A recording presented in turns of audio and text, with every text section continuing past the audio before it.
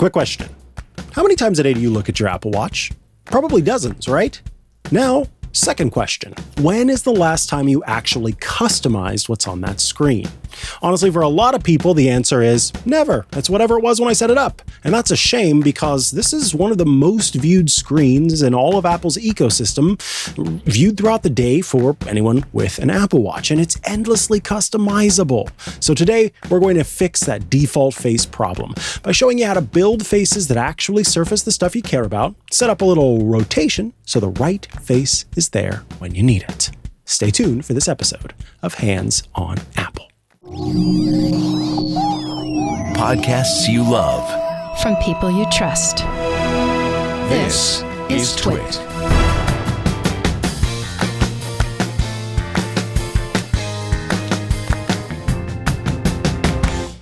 Welcome to Hands on Apple. I am Mikah, Sargent, and today we are taking a look at Apple Watch face customization. Now, there are a few ways to go about customizing your Apple Watch face. You can do so on the watch itself, but honestly, I think the easiest way to go about customizing your Apple Watch in the Watch app for the Apple Watch. So on your iPhone, open that Watch app. You can tap that face gallery button at the bottom of the screen, and boom, scroll through every available face organized by category. You get health and fitness, you get photos, you get the tool faces, the data-rich faces. There are faces that are specifically designed for the Apple Watch that you have.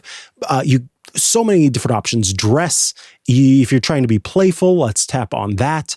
And then at any point, if you want one of these faces, you can tap Get, and that face will be installed on your Apple Watch. From there, all I have to do to use one of these faces is tap on it, and then I can choose Add to Watch.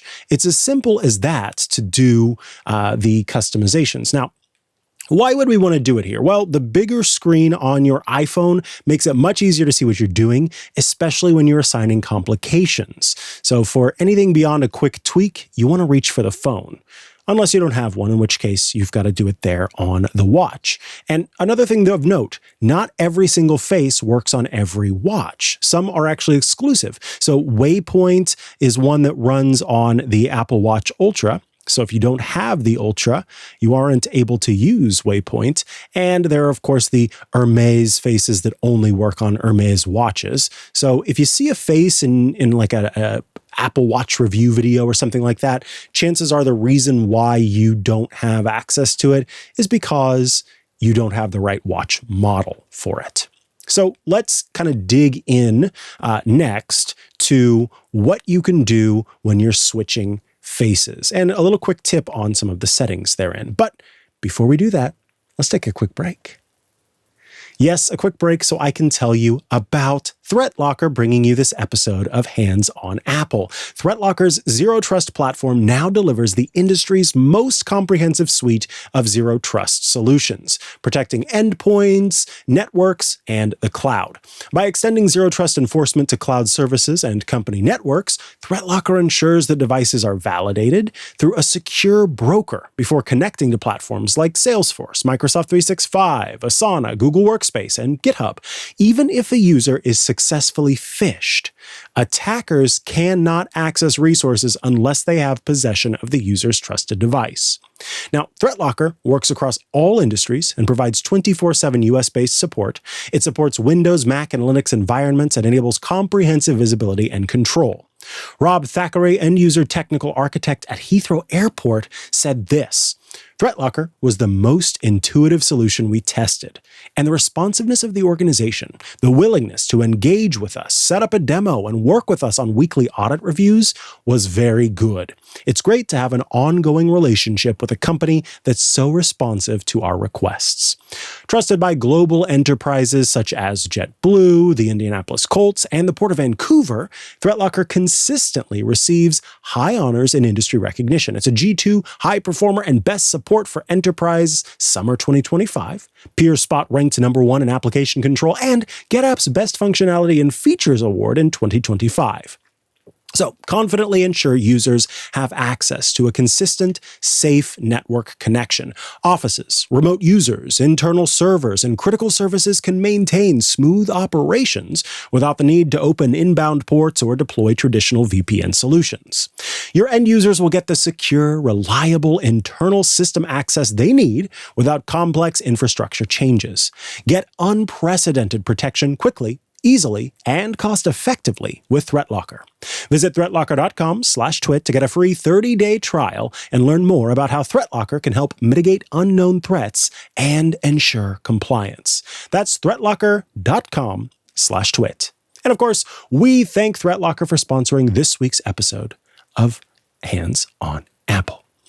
Alrighty, heading back into the show, we are going to talk a little bit about switching watch faces. Now, here's something that's interesting. Currently, by default, to switch a face when you're on the Apple Watch, and I'm going to show you what's on my Apple Watch by tapping the side button 3 times and choosing Apple Watch mirroring. This lets me bring up my Apple Watch on my phone, and in doing so, I will be able to show you what is there. You can also enable this feature on your phone using the accessibility features. And what's great about it is it works the same, or it works much the same way as the actual Apple Watch itself. And so you are able to use it there. So there's something that I want to cover because there used to be a different default solution that has changed over time. It used to be the case that in order to switch your watch face, what you would do is you could just swipe left and right on the watch face and it would let you choose between them. So for those of you who've used Apple Watches for a long time, you probably remember that. This, unfortunately, has changed to where in order to switch your watch face, and I'm showing you my Apple Watch here on the phone, by pressing the side button 3 times to activate the accessibility controls and choosing Apple Watch mirroring. You can set this up as well. And the cool thing about it is, for the most part, the interactions with the on-screen version of your watch are the same as the version on your wrist. So to change watch faces, you tap and hold on the face, and then up pops a view that lets you swipe between the different faces. Now, you'll notice that because we're doing it over AirPlay mirroring, the interactions are a little slower, but it lets you make changes, reorganize them as it's showing there. And I can then swipe on my Apple Watch itself to show the different versions. So we'll switch that back to the main one. If you like it that way, all you need to do is on your watch, you go into settings, you choose clock, and then you enable swipe to switch watch face. So if I click that side button, I scroll down, I can choose settings here, scrolling through until we get to settings. There we go. We'll tap on that, find clock on this screen,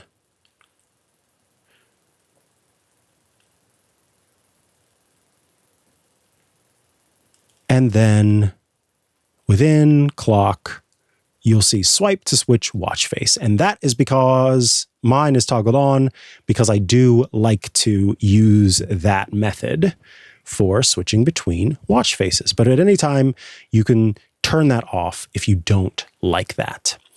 The order that your faces appear when you swipe is the order that they are in your collection. So in the Watch app, if you want to change those, then you can go into your faces and choose edit and change them however you need to.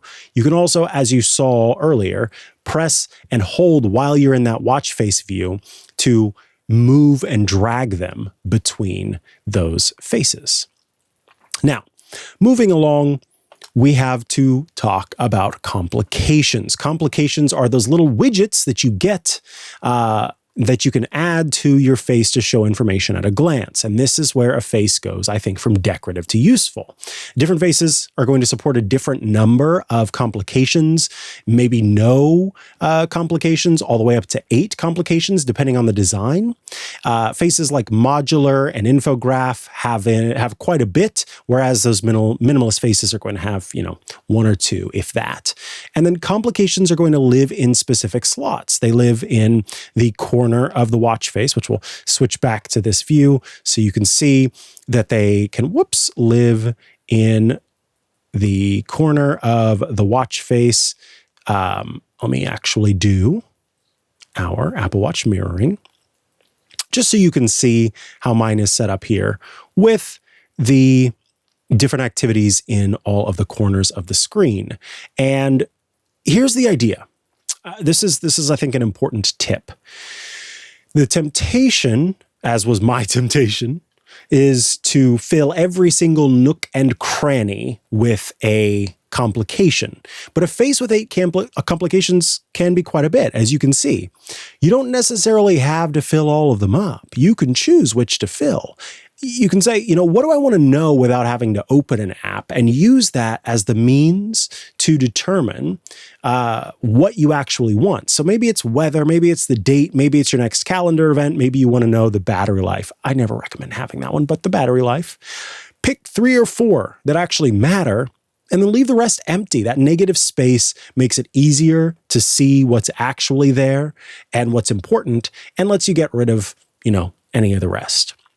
I think complications that can be worth considering: weather, the current temperature, conditions, perhaps your next calendar event, activity rings, a timer, battery percentage, perhaps even a shortcut to a frequently used app. So you can see that I have the Just Press Record app on here. And third-party apps can offer complications too. That middle complication on my current modular Ultra face is actually a complication from Fantastical, the calendar app, to show me my information there. So it's really nice to be able to kind of decide on what works for you depending on the sort of mood that you're in. So if I swipe between these different faces, I've got a photos face, I've got an activity face, I have a really nice sort of low info face. I can quickly see the digital time, the analog time, and the date, and just leave it at that. And then one kind of fun face with no other complications on it, just a visual performance. I like the faces, the sort of wide breadth of options that I've given myself here, and wide breadth of interests. And depending on what you might have, you could have a work face and a fitness face. You could also have a personal or evening face, and then set up that collection and swipe between them as the day goes on. It's very easy to then switch between these different versions of, how your day goes. And what's great is you can actually go forth to make it so that those faces are synced to your focus modes, which we've talked about in previous episodes. So to learn more about that, head to my hands-on Apple coverage, and you can check out those other options. Moving along here, the last thing that I want to mention is that after you've built a face, you can see that I've set the bezel, the style, what happens during night mode and whether it changes, as well as my different complications. Once I've got that set, I can choose set as current watch face to send it essentially an update to my Apple Watch, or I can remove it if I don't want it. But the best part is Apple added the ability to share a watch face. So I can tap that in the top right corner and share that out with someone else. Very easy to do. So if you've built a face that you love, or if a friend has built a face they love, or you have built a face for a friend, or your friend sees the face and wants it for them, they can do that as well. And you can easily share it with them so they're able to open it on their watch. I should also mention that in watchOS 26, we saw the introduction of new faces. They're kind of built around Apple's liquid glass design, so Flow, and I think it's called Exactograph is another new face. And so these just look fun, and can provide a little bit more detail. So in the case here, we'll switch over. In the case of Exactograph, this watch face separates hours, minutes, and seconds onto separate dials, so you can easily keep track of that.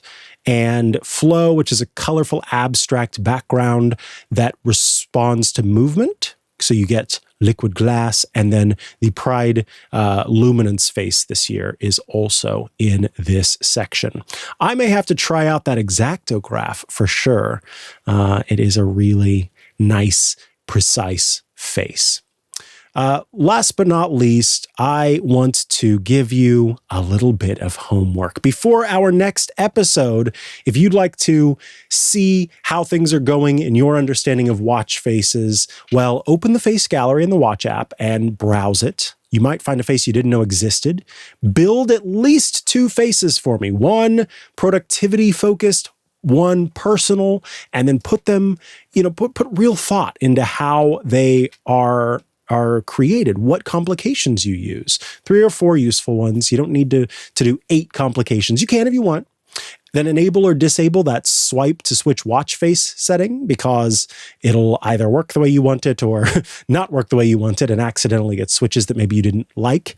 And of course, don't forget to turn the digital crown on your face, because when you swipe up, you'll be able to access Smart Stack, which lets you see quick information without needing to sort of add complications therein. Your watch face, the most glanced at screen you own. Well, maybe. I certainly look at mine a lot throughout the day, even when I'm not looking at my phone. So it's worth a few minutes to make it actually work for you. Build a small rotation. Be disciplined about complications. Lean on your Smart Stack and your complicated choices for that overflow. Switch faces as your day changes. It's a small bit of setup that pays off every single time you raise your wrist. Give it a week, and then you'll be wondering why you sat on the default face for so long. Thanks so much for tuning in to this week's episode of Hands on Apple. I'll catch you again next week for another episode. Bye-bye.